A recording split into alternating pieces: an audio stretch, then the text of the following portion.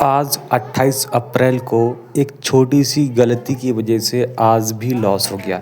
Loss मतलब जो कमाए थे वो लालच के चक्कर में चले गए और जहाँ पे प्रॉफ़िट मिल रहा था वो लालच के चक्कर में हम बुक नहीं कर पाए और वहाँ पे हमें कॉस्ट पे निकलना पड़ा। आप समझो 12,000 का फंड था।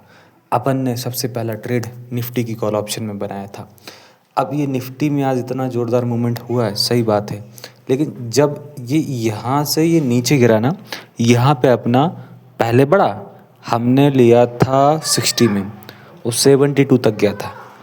अपना 150 क्वांटिटी था, 1500 का प्रॉफिट हमें 10 पॉइंट का था, लेकिन थोड़ा सी बड़ी सोच की और ऊपर जाएगा, तो वो चक्कर में क्या हुआ, वहाँ से लगातार गिरा।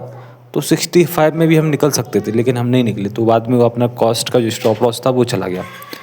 उसके पहले अपन को 1,000 रुपये का प्रॉफिट था ऑलरेडी।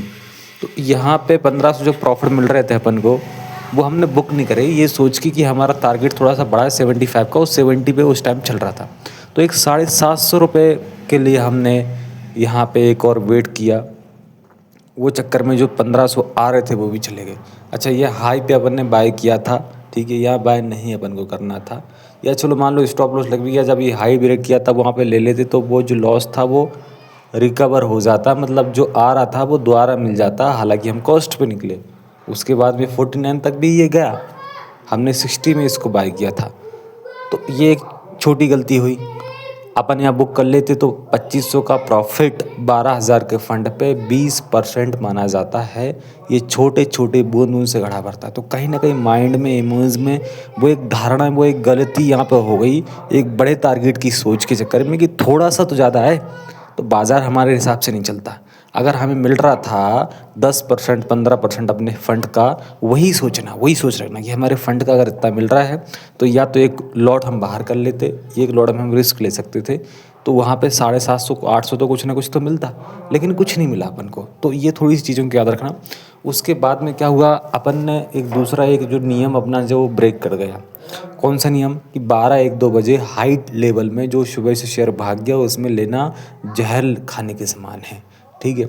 यहीं पे ये चीज़ हुई क्योंकि अपने पास में कुछ काम नहीं किया था, फंड था, बाज़ार चालू था, मार्केट हम देख रहे थे, हमको इमोशन आ रहे थे, हमको लालच आ रहे थे। मार्केट नहीं देखते, इमोशन नहीं आते, लालच नहीं आते, भाई कल भी तो मार्केट खुलेगा।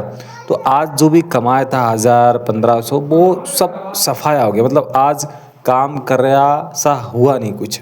टाइम किया, काम किया, लेकिन उसका कोई मतलब नहीं निकला, ठीक है। क्या किया था अपन ने, टाटा मोटर्स में एंट्री बनाई थी। यहाँ पे टाटा मोटर्स में ओपन कर लेता हूँ। यहाँ पे टाटा मोटर आप देखो, टाटा मोटर एक अप ट्रेंड में था, बहुत अच्छा नहीं चल रहा था क्योंकि भाग रहा था गिर रहा था, भाग रहा था गिर रहा था, मजबूत ट्रेंड नहीं था ना भाई सब। ये चीज़ यहाँ पर नहीं देख पाए। दूसरी गलती, हाई टॉप पे बाय कर रहे हैं, सुबह से भागा, अपन यहाँ कहीं बाय करेंगे ये सोच के कि और बढ़ेगा। हालांकि अपन को पता है ये गलती बार बार होती है, अपन को पता है ये गलती नहीं करनी है। हमेशा ये होता है, अपन ये सोचते हैं कि ट्रेंड में है और भगेगा, लेकिन भाई अभी तक भग गया ना, टाइम क्या हो रहा है, नियम गलत है ना। 90% इसी चक्कर में लॉस बार बार खा जाते हैं, कहीं ना कहीं भूल जाते हैं, ये सोचने लग जाते हैं कि भगेगा। अब यहाँ कहीं हमने इसको लिया था 2 बजे, 1:50 के आसपास, ठीक है। उसके बाद में ये खटाक से इसमें प्रॉफिट बुकिंग हुई। जिन लोगों ने यहाँ से ख़रीदा हुआ था वो अपने प्रॉफिट को बुक तो करेंगे, एंड में प्रॉफिट बुकिंग 90% आती ही है। यहाँ पे लॉस हो गया अपना, ठीक है। यहाँ पे अपना 550 700 800 का यहाँ पे अपना एक लॉट में लॉस हो गया, ठीक है। तो गलती क्या हुई थी, हाई टॉप पे अपन बाय कर रहे हैं, ठीक है, सुबह से भागा हुआ है ना। तो हाई लेवल पे बाय करेंगे तो बाज़ार की कोई भरोसा नहीं होता क्योंकि ऑलरेडी भग गया, लोग प्रॉफिट को बुक करते हैं। और एक लालच, प्रॉफिट आ रहा था बुक नहीं किया, हाफ क्वांटिटी भी बुक नहीं करी अपन ने, 60 से बाय किया 70, 10% से ज़्यादा का प्रॉफिट अपने फंड का आ रहा था, वहाँ पे लालच किया।